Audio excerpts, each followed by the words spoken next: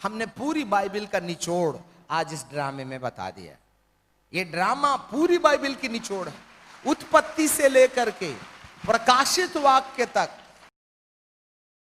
एक काम करो, आप मेरी मदद करो कि मेरे दिमाग से, मेरे माथे से शैतान का राज्य खत्म हो जाए और पवित्र आत्मा का राज्य आ जाए।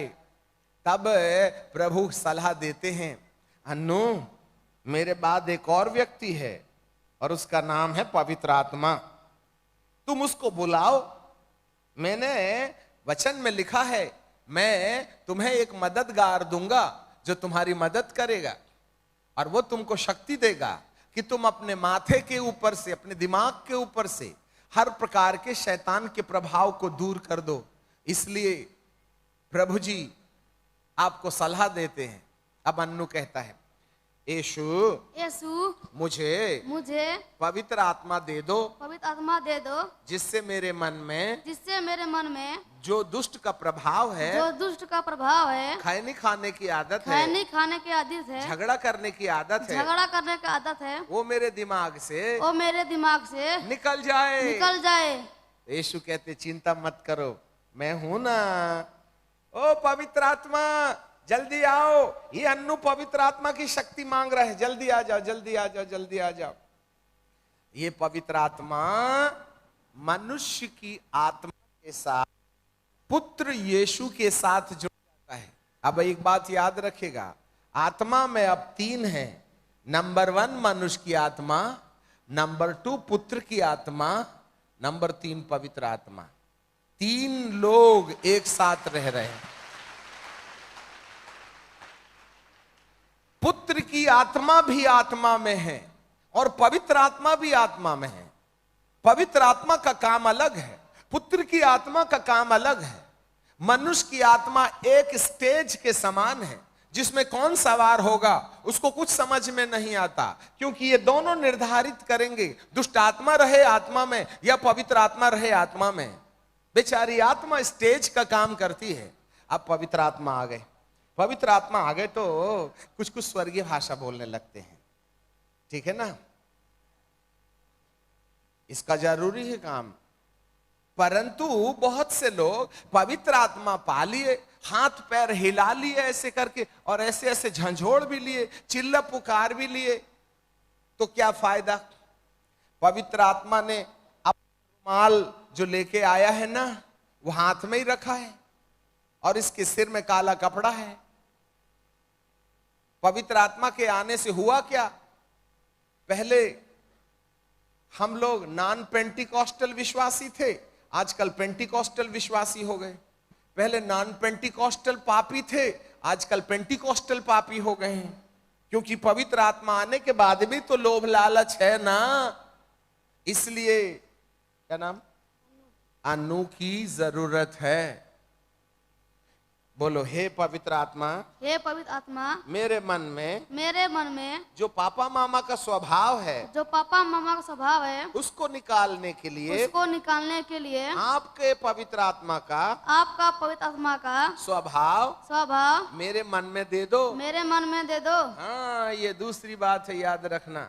हर एक विश्वासी को पवित्र आत्मा अकेला पाना नहीं है, वरन उससे प्रार्थना करना है, हे पवित्र आत्मा तेरा प्यार दे दे, आनंद दे दे, शांति दे दे, धीरज दे दे, कृपा दे दे, भलाई दे दे, विश्वास दे दे। अब जब तक आप पवित्र आत्मा से उसके स्वभाव के लिए प्रार्थना नहीं कीजिएगा, तब तक उसका स्वभाव नहीं आएगा, नहीं तो केवल आपका हाथ झंझोड़ के चला जाएगा वो। आज 99% लोग पवित्र आत्मा की बात जरूर करते हैं, परंतु पवित्र आत्मा को अपने मन के ऊपर पाए जाने वाले दुष्ट के स्वभाव को दूर करने के लिए वे पवित्र आत्मा के काम को आने नहीं देते हैं। इसलिए हमारी दूसरा आत्मिक भवन बनाने के लिए हमारे मन को एक उपाय करना पड़ेगा। जरा देखिएगा ड्रामा, यह है पवित्र आत्मा, रहेगा आत्मा में। जरा देखें, जिस प्रतिशत में पवित्र आत्मा का स्वभाव आपके अंदर आएगा, उसी प्रतिशत से अंधकार का स्वभाव आपके जीवन से बाहर निकलेगा।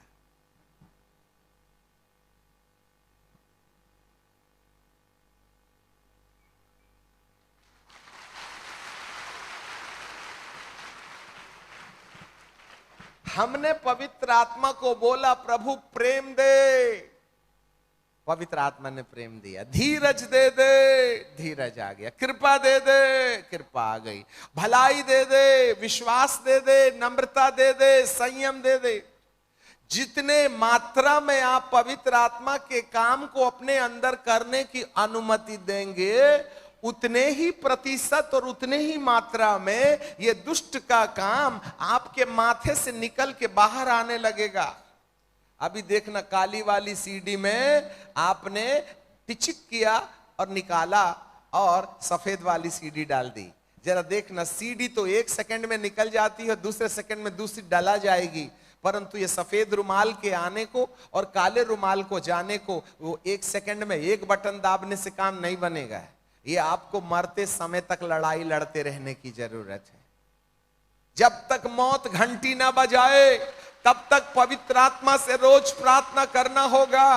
हे पवित्र आत्मा, काले साल को, काले कपड़े को निकालने के लिए तेरा स्वभाव मेरे अंदर दे दे। काले कपड़े को निकालने के लिए मेरा स्वभाव, बाइबल कहती है 2 कुरिन्थियों की किताब के 4 अध्याय में, अंश अंश करके उसके तेजस्वी रूप में बदलते चले जाओ। ये कोई 1 मिनट में नहीं होगा, थोड़ा थोड़ा करके, थोड़ा थोड़ा करके हम परमेश्वर के स्वभाव में बदलते चले जाएंगे और थोड़ा थोड़ा करके दुष्ट का स्वभाव उसके अंदर से निकलता चला जाएगा, निकलता चला जाएगा। आपको मालूम है, ये लड़ाई आपको मरने के समय तक और यीशु मसीह के आगमन तक करते रहने की जरूरत है। हालेलुया। अब ये दुष्ट का स्वभाव निकल गया, ले रे बाबा तेरी संपत्ति और बैठ जा अपनी जगह में, तेरा खेल हो गया खत्म।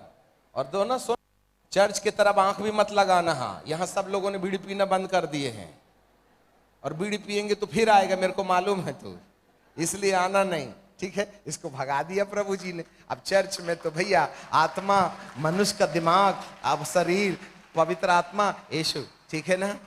अब ये 2 बन गए परमेश्वर के आत्मिक भवन, ठीक है। अभी तीसरा भवन कब बनेगा? ये तो ऐसे ही है, हड्डी चमड़ा का, कमर में दर्द होगा है, बेचारा लंगड़ रहा है ऐसा करके, ठीक है कि नहीं।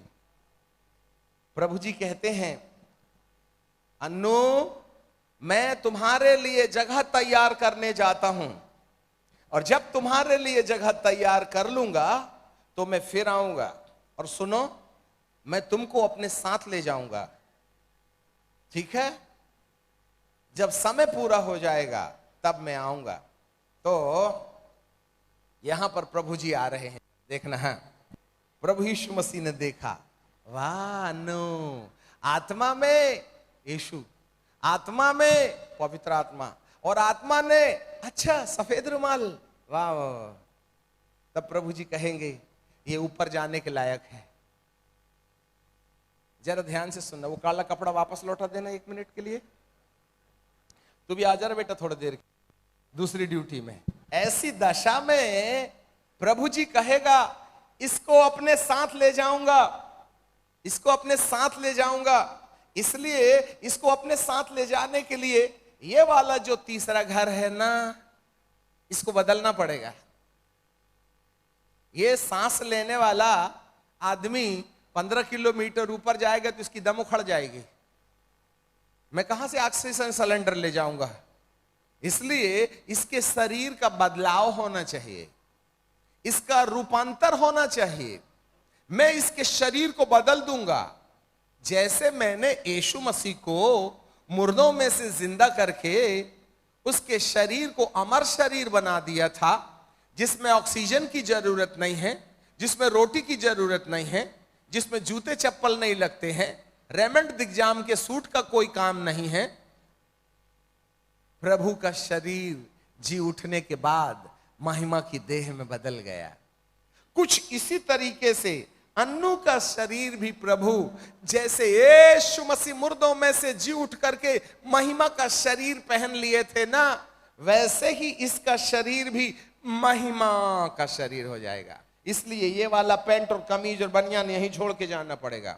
जब यीशु मसीह आएंगे, अन्नू को साथ ले जाएंगे, तो इसका बिल्ला भी यहीं गिर जाएगा, कमीज भी यहीं गिर जाएगी, पैंट भी यहीं गिर जाएगा, घड़ी भी गिर जाएगी, मोबाइल भी गिर जाएगा, इसका एटीएम कार्ड भी गिर जाएगा, आधार कार्ड भी गिर जाएगा, सब यहीं गिर जाएगा।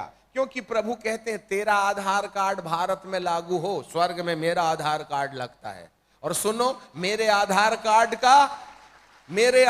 कार्ड का प्रमाण है पुत्र यीशु तेरी आत्मा में है, पुत्र यीशु के साथ पवित्र आत्मा तेरे अंदर है, और पवित्र आत्मा ने तेरे मन के अंदर में ये सफेद वाले रुमाल को अर्थात स्वभाव को डाल दिया है। यही मेरा आधार कार्ड है, तेरे को एंट्री दूंगा, याद रखना।